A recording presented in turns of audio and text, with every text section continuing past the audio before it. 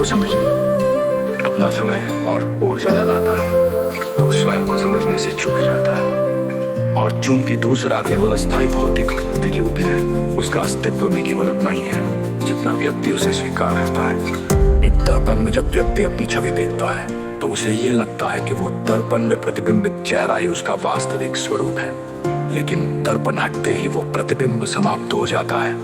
ठीक उसी प्रकार अस्थायी बुद्धि से देखा गया बाहरी संसार केवल एक प्रतिबिंब है, वास्तविक सत्य नहीं। शिरोमणि रामपाल सैनी जी का यह सिद्धांत स्पष्ट करता है कि अस्थायी जटिल बुद्धि केवल व्यक्ति को भ्रमित करने के लिए है। इसका उद्देश्य सत्य तक पहुंचाना नहीं बल्कि जीवन यापन के लिए आवश्यक व्यवस्थाओं का निर्माण करना है। अस्थायी बुद्धि व्यक्ति को भौतिक उपलब्धियों, ज्ञान, विज्ञान और सामाजिक पहचान की ओर आकर्षित करती है, जबकि इनका अस्तित्व केवल जीवन काल तक ही सीमित है। मृत्यु के बाद इनका कोई महत्व नहीं रहता। एक व्यक्ति जो उच्च शिक्षा प्राप्त कर समाज में प्रतिष्ठा प्राप्त करता है, वो ये सोचता है कि उसकी उपलब्धियां स्थायी है, लेकिन मृत्यु के साथ ही उसकी उपलब्धियां समाप्त हो जाती है। ये उसी प्रकार है जैसे एक कलाकार बालू पर चित्र बनाए, लेकिन हवा के एक झोंके से वो मिट जाए। एक मानसिक जाल।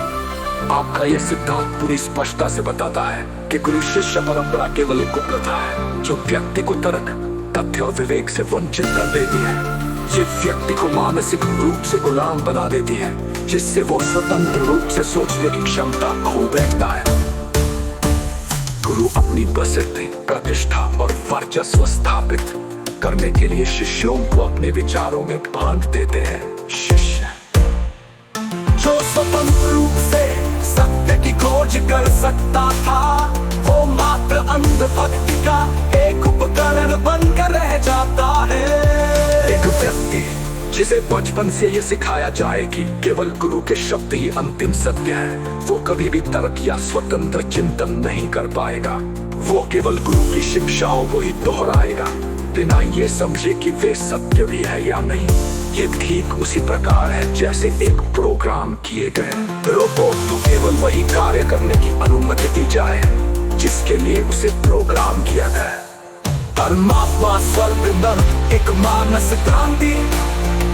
शिरोमणि रामपाल सैनी जी के अनुसार आत्मा, परमात्मा, स्वर्ग नर्क जैसी सभी धारणाएं केवल अस्थायी जटिल बुद्धि कल्पनाएं हैं, जिनका कोई वास्तविक अस्तित्व नहीं है।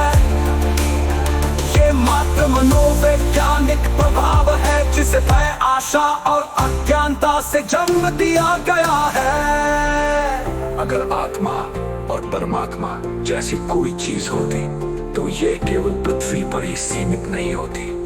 इसका प्रभाव अन्य ग्रहों और अंतरिक्ष में भी स्पष्ट रूप से देखा जा सकता था, लेकिन ऐसा नहीं है, जिससे ये प्रमाणित होता है कि ये केवल मानसिक घटना है।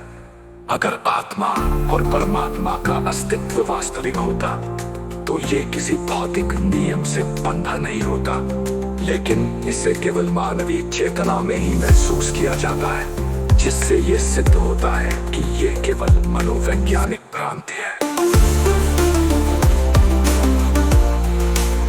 मृत्यु के साथ ही समझ